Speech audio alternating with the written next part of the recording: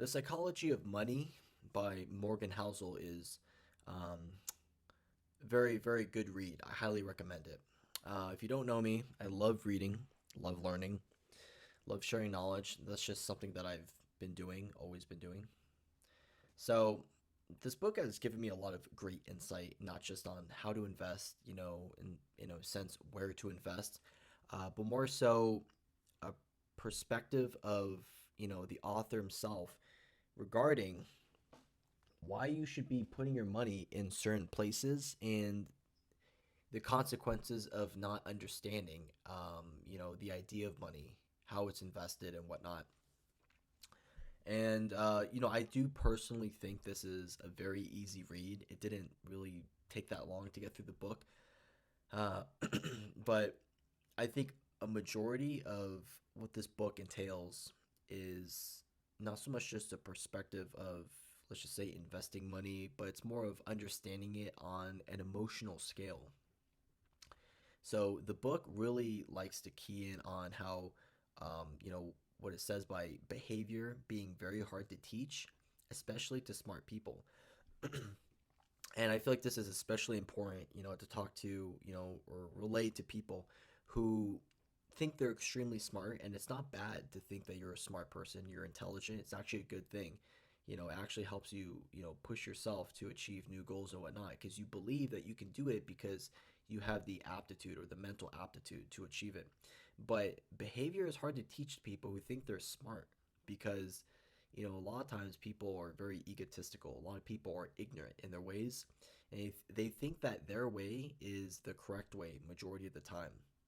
And especially if you try to tell someone, hey, I recommend, putting your money in this place, a lot of people are going to think, a very negative way a lot of times, thinking to themselves, who is this person telling me that, I should be putting my money here? I obviously know where I should be putting my money. Why are they telling me what to do? So, um, this book gave me a lot of perspective after I read it. It made me realize that on a very emotional scale, that even, my psychology of understanding money was, falling short of what the book was trying to teach me. So another idea that the book really keys in on, which I find valuable, is that you should be very careful who you praise or admire, especially when it comes to a financial, aspect. And what they talk about is instead of chasing, like, let's just say that dollar every single day, or hence you're focusing less on what we call like the specific individuals, and you're looking more at the broad patterns, looking at it in like a long-term aspect instead of day to day to day to day, right? um, yeah, I've noticed majority of people who lose money in the market are day traders, and majority of people who win in the market are people who hold long term. And it's very consistent because over time the market has consistently outperformed its sell-offs or its losses, whatever you want to call it.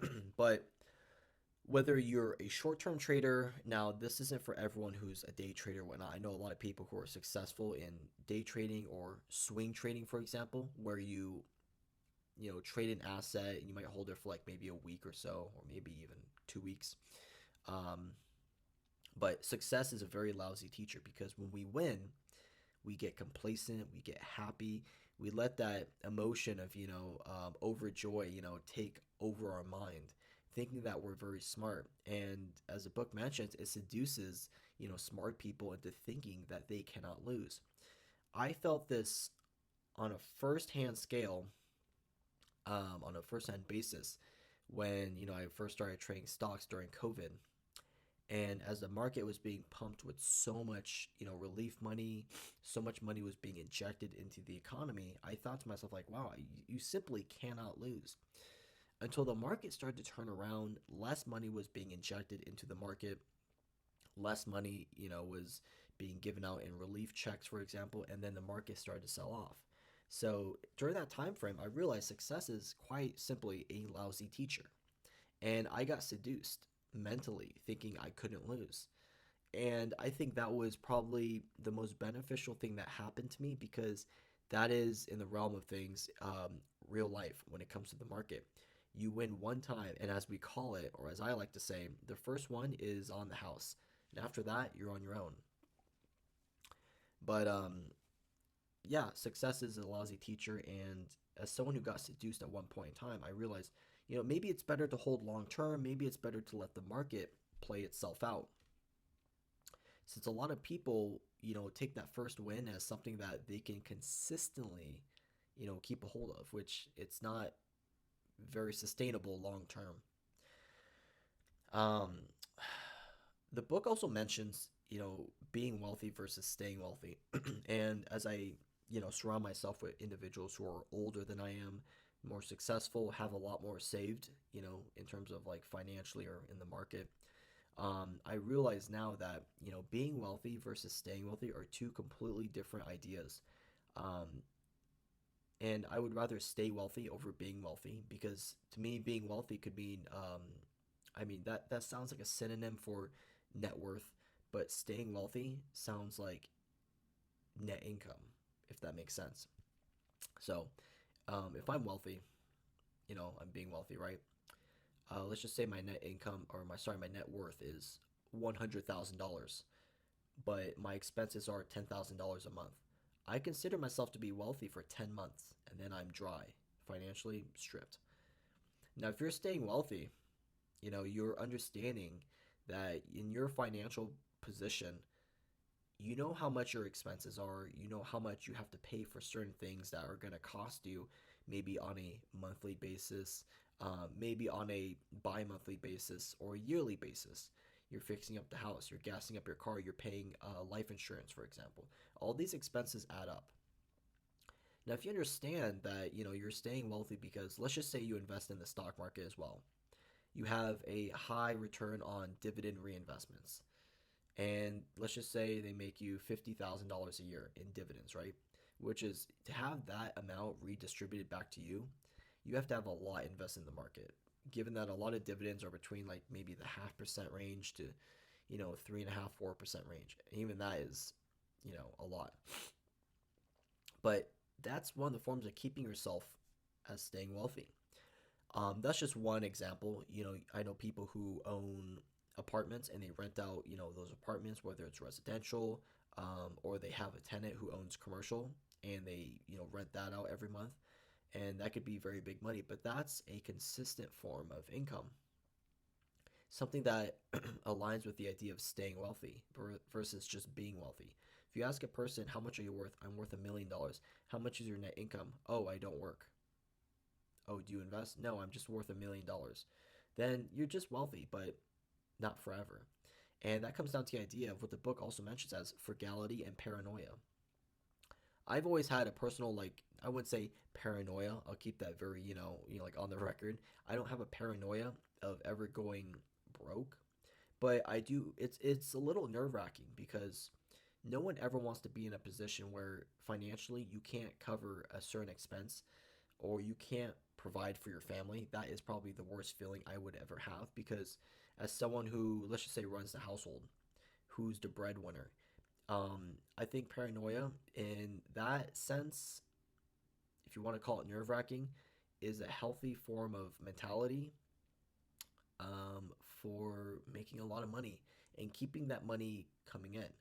But on that sense, there has to be a balance. You can't just always be like, let's just say, paranoid, about staying wealthy. There has to be a frugal aspect to help you keep yourself in check or other people, like maybe your spouse or your significant other, in check.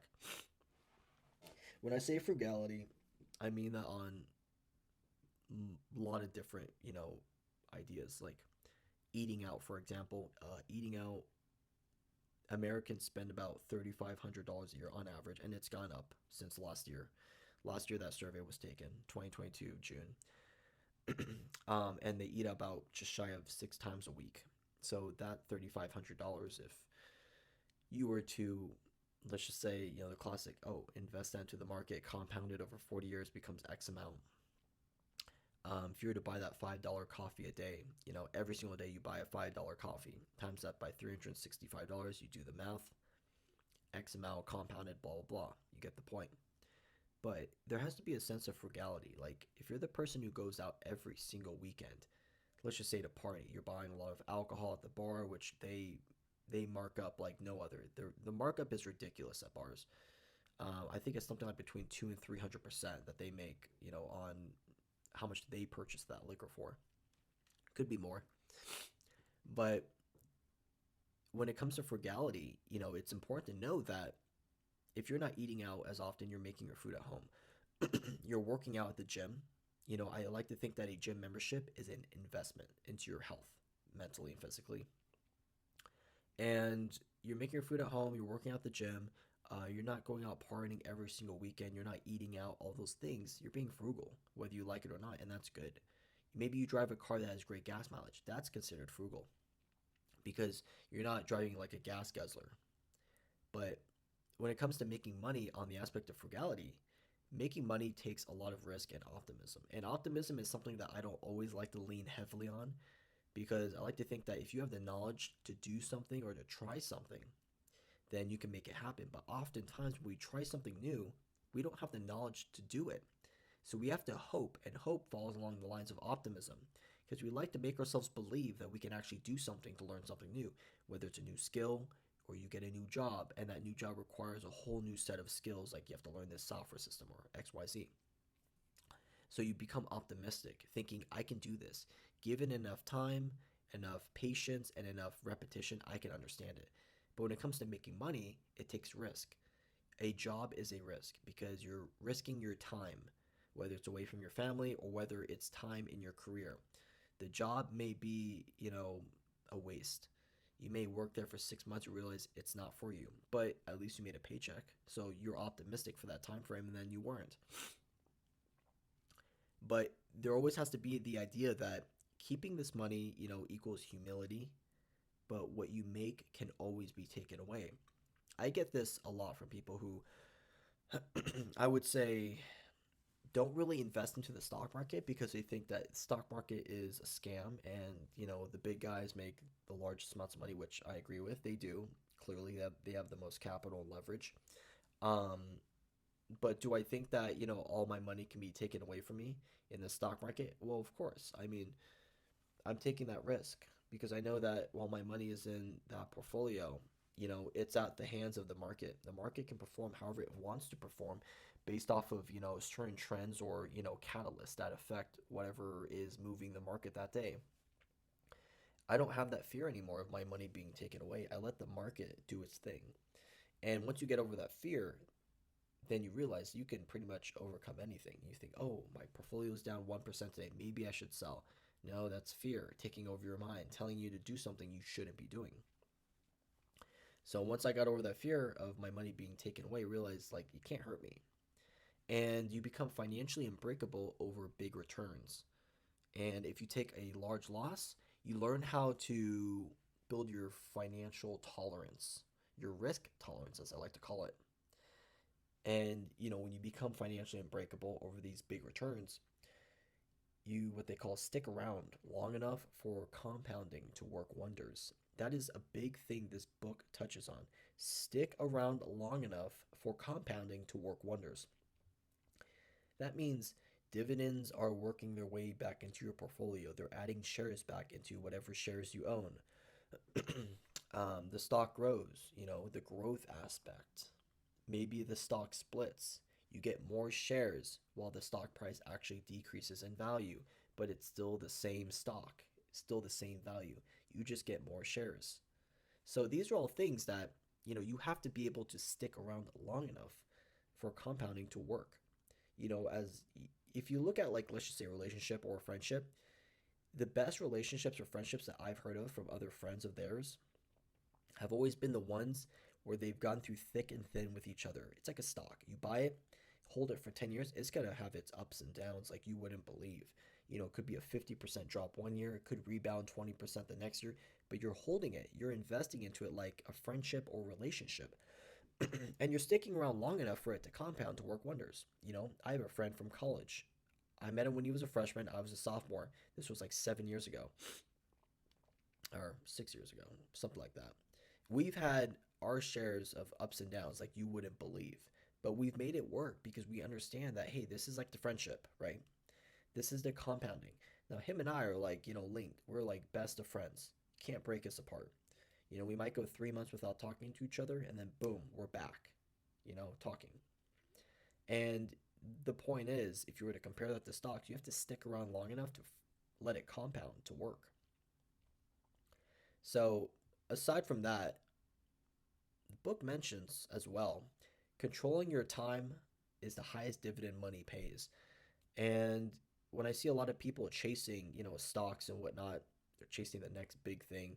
They don't realize that the most important asset that we cannot buy is time. It's the highest dividend money pays. So you have to make the best use of your time, but you have to learn how to let time work for you, if that makes sense. Whether it's doing something you love, on a certain schedule, but you can't control, but it feels the same as doing something you hate. We call that reactance. What I mean is, when you do something you really enjoy and you're on a schedule, you feel like you're, unstoppable. But you have to learn how to make that feeling equate to what you're doing, which might be the same thing as something you might hate, if that makes sense. That's something that I'm still trying to work on understanding that a lot of people may not understand as well. But going off of that, one of the things that the book also likes to touch on as well, and I realize this too, it's not like technical analysis. It's not like, oh, you're trying to financially solve like, the equation to becoming rich or whatever, wealthy. Is understanding, on an emotional aspect, is that, past a certain level of income, what you need actually sits below your ego. And at a certain point in time when I was trading stocks, I realized that, my ego level was just out of control. I was like a menace. I was just like trading, trading, trading. Nothing could get in my way. Like I was tunnel vision. If you got in my way, like I would just like go right around you or go right through you. Like you could not stop me. And then I realized that money started to consume me. And the value of wealth, is, you know, it's very relative to what you actually need. But you can't let that wealth consume you. There has to be a balance, and I feel like on a certain scale, when you're just like trying to increase your income, increase, increase, increase, at what point do you realize that you have maybe enough? And I think that's one thing that a lot of people fear is that they don't really know how much they need maybe for retirement because retirement is like an empty void. You don't know how long you're going to be alive for after you retire. And, while you're increasing your savings, and it goes back to that earlier part of the book about humility and, optimism. You increase your savings and you're optimistic. But optimism, it doesn't equate to whether or not you're going to have enough for retirement or whether or not you might run out of savings during retirement. You like to think that your savings are going to be able to last by the time you pass away. And it's a very dark idea, but in reality, that's that's the reality. There's no point, getting around that. It's true. If you retire at 65 and you have, I don't know, half a million in savings, that's really not a lot of money, in my opinion. If you want to travel the world, if you, I don't know, it really depends on your financial status. It really depends on where you are mentally and in terms of like how much you've saved over that time. But it all starts, early in life and it compounds over time. Like I mentioned before, letting time work for you is the most important thing. And you have to trust the process. Long-term planning, it looks harder than it really seems, but it's just being consistent on a day-to-day scale where, you might try to be 1% better each day.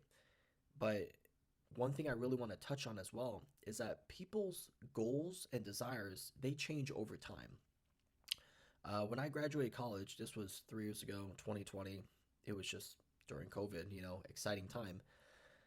Um, my goal was to just make as much money as possible, and I had a lot of great friendships here and there, but my goal at the time was to make money. I'm very money driven, and I like to think I'm family oriented as well, and then mentally and physically on that scale, it's like a trifecta. Money driven, friends and family, and then your own personal wealth. But money should come last, in my opinion, because you can have all the money in the world. If you're not healthy, it doesn't mean anything. You can have all the money in the world. If you don't have any friends and family, it doesn't mean anything. So that's why friends and family and personal health comes first. Those two come first over money. But money definitely helps with both. You know, if you want to help a family member and they're willing to accept your payment or help financially, or if you're not feeling the best, hey man, buy some vitamins, buy some healthy food, go get yourself, looked at by a doctor. I don't know. All these things cost money, and you can actually invest into yourself, which is great. So while money shouldn't be the priority in life, it can definitely help with the other priorities. So I think that's a thing that people really need to look at and understand. But funny enough, people are very poor forecasters of their future selves. And I don't think that we should be forecasting our future, thinking of an ideal future, because we don't know what's going to happen. All we know is that what we can control right here and right now is the most important thing. And then whatever your actions are, whatever the outcome is, just let it do its thing. Let it, compound. It's like the dividend. Just let it compound, let it do its thing. Now, when I graduated college, and I'm reading this book, right? And I saw this statistic, and this is obviously an old statistic, but 20% of college grads have a job related to their major. I currently work in the freight industry, and I enjoy, I wouldn't say like I'm overly ecstatic every single day when I go to work, like, wow, I get to, work in the freight industry. I enjoy the industry a lot. I enjoy the people I work with, and I enjoy, the information that I get to learn every single day in the sales aspect. It's fun. But that is an amazing statistic that 27% of college grads have jobs related to their major. That's weird to me. Then I realized when I graduated, it made sense. I knew a lot of people who were in business and they went to go work like an office administration job, like very, very menial job. Now, if you're working because you need a paycheck, I totally respect that wholeheartedly. But what I don't get is I knew people who they got like music degrees or they got perfect example like biology degrees and then they're like a barista. They're not doing anything with their biology degree. And I'm looking at them like you got a 4-year degree in biology, which is extremely difficult. It's a STEM, it's extremely hard to get in the science category. And you're working as a barista. You know who I would see working as a barista? Like a kid in high school. But you're a guy who went to college and spent over six figures of income, or not income, but whatever, to get this degree, but yet you're not investing into that. And I remember I asked someone one time, I said, hey man, like, what are you doing? He's like, oh, I'm a barista. I said, but you went and got your bio degree. And he literally told me, he's like, I just don't want to work in the biology field. I realize it's not for me. I said, but you just invested 4 years to get a biology degree and you're not doing anything with it. And he goes, yeah, well, I mean, I thought I wanted to, and then I realized it's not for me. I said, but why wouldn't you have changed your major over sooner? And he goes, by the time I was like, junior, senior year, I realized like, I might as well just finish up this degree because if I try to change it now, I'll be stuck, actually having to take different classes for a different degree. And he said, maybe I should just change the communications. I said, maybe you just need to be better, and I know that, my own position, I'm not a biology guy. I've probably taken two biology classes in my whole life, but a great quote by a former GE CEO, General Electric CEO, Emelt was his name. Every job looks easy when you're not the one doing it. So when I look at him, I go, hey man, like barista doesn't look like the hardest job. People don't realize how hard it actually is. You're memorizing drinks, you're dealing with a high volume of people with all different attitudes towards you, whether happy, sad, you know, mad, angry that you got their orders wrong or whatnot. And it's just like constant, constant. You don't just get to stop and say, oh, let's take a break. No, you're standing all day, you're looking at supplies, you're maybe ordering supplies, you're trying to memorize drinks. It's a very tough job. And I respect baristas because they deal with a lot of, you know, BS that a lot of other people don't want to deal with, but someone has to do it. um, One of the last few points that I want to touch on is something that I took a lot of pride in after I learned how to do this, and that is be wary of taking financial cues from people playing a different game than you are. Now, I am one to say right away, like when I tell people something and it's anything stock related, I say, just know that this is not my advice. I'm not, allowed to give financial advice to people. I'm not allowed to tell you where to put your money. At the end of the day, I can only say, hey man, this is my recommendation. But I don't know what your financial goals are, but maybe I could try to point you in the right direction. But I'm not telling you what to do. You wouldn't believe how many people have told me, like, oh, you need to put your money in this and this and this. And those stocks might have dropped off 90%, which they have. People who invest in mutual funds, that's playing a different game than I am. I'm a little bit more, higher risk tolerance. I know people who put their money in mutual funds, and I've made about 3, 4 times as much money as they have because mutual funds are extremely slow growth, whereas I'm playing a more risky game of individual stocks or ETFs. Maybe a little bit of crypto, but my return is that much higher because mutual funds are like, oh man, it's like watching paint dry. It's so slow, the growth. It's not for me. I need something that's going to give me a little bit more growth than that, and I'm very risky. So that's why I stopped taking financial cues from people because they're playing a different game. They may be investing in mutual funds, I'm not. They may be investing in stock options or contracts, I'm not anymore, at least. The only people I listen to or I give the time of day to will be close family who I trust and has a great track record of, like, let's just say investing, or extremely close friends of mine who might just want to throw a piece of information out there that I'll actually take into consideration and invest my time to research. Um, but when it comes to researching stocks, I've realized a lot of people, for some reason, they listen more to pessimism than optimism. And 99% of the time, oh, when you look at the news or the stock channel, the stocks, oh, analysts predict a huge sell off in the market. Why is that? Because pessimism sells more than optimism.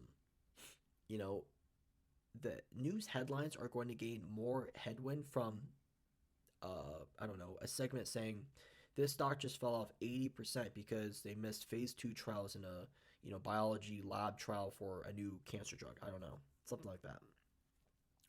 And all of a sudden it's going to gain all the headlines like, oh my god, that's insane, blah blah blah, because fear drives the market. But if you look at, like, I don't know, Home Depot, oh, Home Depot's up like 50 something percent, 5 years to date, it's going up, dividends are being reinvested, their revenues increasing, I don't know, something like that. People go like, ah, that's cool, whatever. You'll maybe get like 15, 20% people at most who will really care.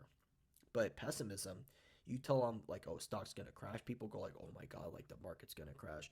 Majority of people I talk to, they do think that the market should have a sell-off every once in a while, which is healthy for the market. It corrects itself, when it's inflated, partially maybe. But the the people I talk to who are so pessimistic about the market don't invest in the market. And there's a reason why I'm that much farther ahead than those people. Financially, maybe net worth related, which I know it sounds hypocritical because earlier in this podcast I was talking about, net worth is not the most important thing, it's about net income. But worth can be very important as well if you have unforeseen expenses. So, before I end this, I want to touch on a few key points here before I let you go. When it comes to like my investing strategy, this is my own investing strategy. I would say, hey, and I agree with the book on this. Invest in a high savings rate. That's my recommendation. Have a lot of patience and be very optimistic on the global economy, not just the US economy, the global economy. There's a lot of funds out there that actually allow you to invest in the global economy, like an ETF or whatever. But historically, the market has continued to rebound, and through adversity and turmoil and whatnot, the market has rebounded. After World War II, housing construction, returning soldiers, they faced a huge housing shortage. They started building a lot of homes.